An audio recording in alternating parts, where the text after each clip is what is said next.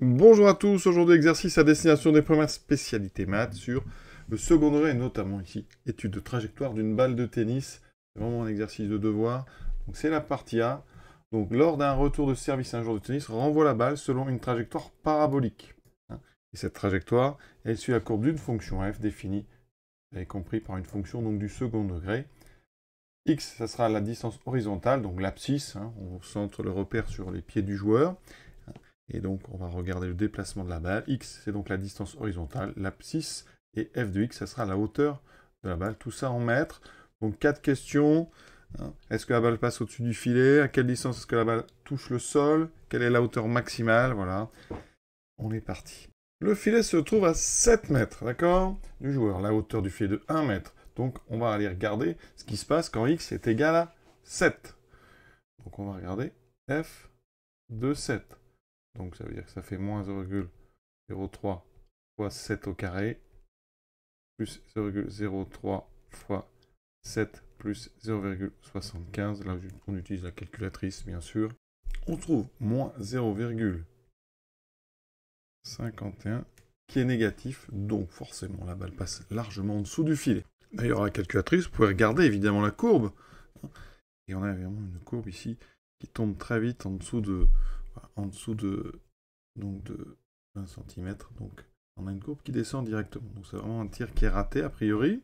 Donc la balle ne passe pas au-dessus du filet. La question de j'ai déjà commencé, à quelle distance la balle touche-t-elle le sol? On a donc ici une équation du second degré à résoudre, f de x égale 0, avec les coefficients qui sont ceux donnés par la fonction f, et on calcule delta. Et vous trouvez un delta égal à 0,0909 qui est strictement positif. On a donc deux solutions.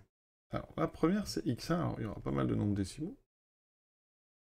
Donc moins b, moins la racine carrée de ce delta, sur 2a, donc moins 0,06. Ici, on simplifie tout de suite.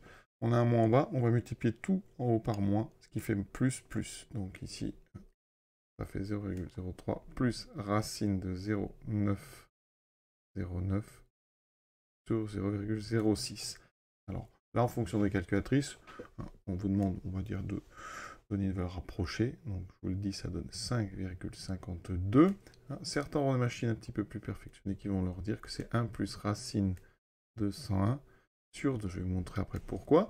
Quant à notre deuxième solution, ça sera donc 0,03 moins racine de 0,0909 sur 0,6. Et donc ça, il se trouve que c'est 1 moins racine de 101 sur 2. Et c'est donc à peu près moins 4,52. Donc d'abord, comment on peut retrouver ce racine de 101?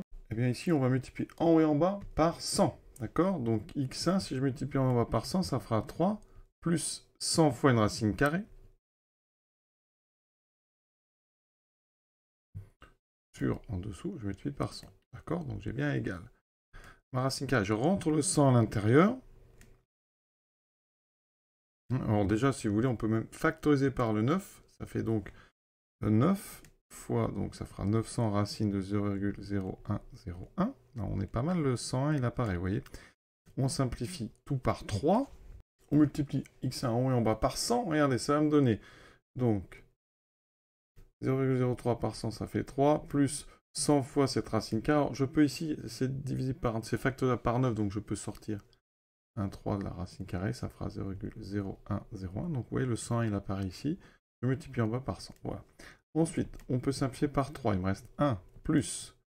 Ici, on aura sur 2. Le 100, on le rend dans la racine carrée. Quand on rentre un 100 dans une racine carrée, eh bien, vous rentrez un 10 000.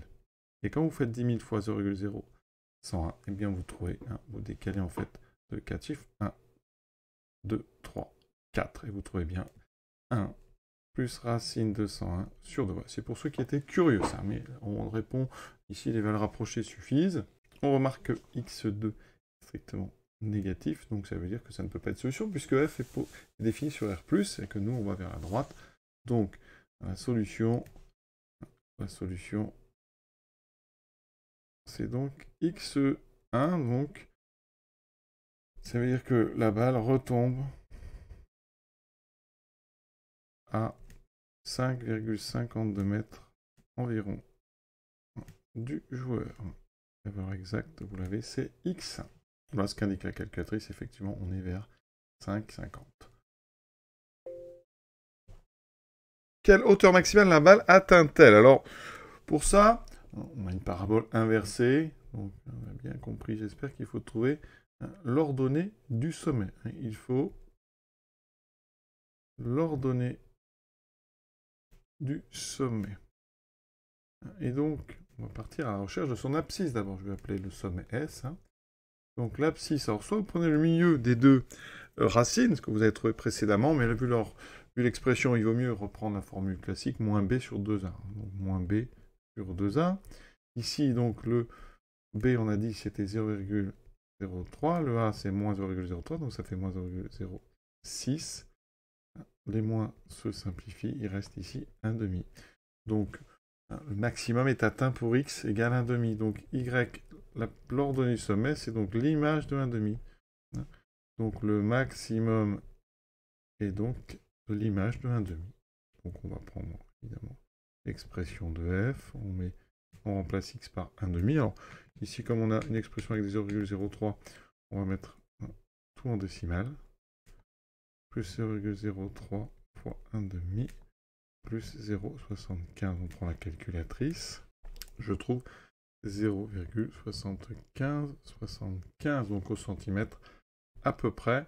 Donc 76 cm. Donc hauteur maximale 76 cm. Pour information, grâce à ça, en fait, on aurait la forme canonique qui serait f de x égale moins 0,03 fois x moins l'abscisse du sommet, donc 1,5 au carré, plus l'ordonnée du sommet, 0,75. Voilà. La calculatrice, ici à Numworks, ça vous donne effectivement ce sommet en 0,5, 0,75. Essayez de vérifier au fur et à mesure vos informations. Pour ceux qui ont une Casio, par exemple, pour rentrer l'expression, vous allez tracer la courbe. Avec le graphic solver ici, vous avez ici toute la possibilité. Vous pouvez avoir donc les racines, donc la première, la deuxième en 5,50. On n'a pas les valeurs exactes dans ce menu-là, mais vous pouvez les avoir avec le menu équation. Ensuite, toujours avec le graphic solver, vous pouvez aller chercher le maximum. Voilà, 0,5, 0,75, 75. Vous voyez, on peut quand même vérifier pas mal de choses, et c'est pareil avec la Texas. Dernière question rapide, à quelle distance la balle a-t-elle une hauteur supérieure ou égale à 0,75? Donc ici, qu'est-ce qu'on fait? On résout f de x supérieur ou égal à 0,75. Ça équivaut moins 0,3, moins 0,03x2 plus 0,03x plus 0,75 supérieur ou égal à 0,75. Vous voyez bien que les 0,75, ils se simplifient. Donc il me reste uniquement ceci, supérieur ou égal à 0. Donc là, eh bien ici, vous avez une possibilité de factoriser par x. Donc ça fait moins 0,03x. Donc on peut même factoriser encore mieux, regardez par 0,03. Ça fera moins x plus 1. Positif. Donc ça veut dire que ceci, c'est un trinôme.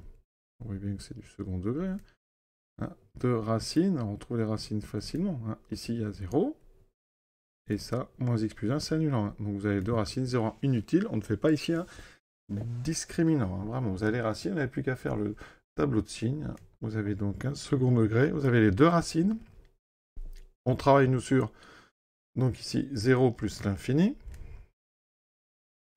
On a donc notre moins 0,03x2 plus 0,03x. Il faut que ce soit positif, donc il y a une racine qui est 0, 1. Ça, il y a un delta qui est négatif, donc, enfin un A qui est négatif, c'est une parabole inversée, donc on est sur du signe moins plus moins. Donc là, entre les deux racines, c'est donc positif. Et donc on a plus moins. Quand est-ce que c'est positif? Entre 0 et 1. Donc c'est pour x. Donc les solutions, c'est donc entre 0 et 1. Donc ça veut dire qu'à quelle distance entre le départ et le 1 mètre horizontal. D'accord? Voilà donc cette partie A terminée. Il y a maintenant une partie B. J'invite à aller voir la suite. À bientôt.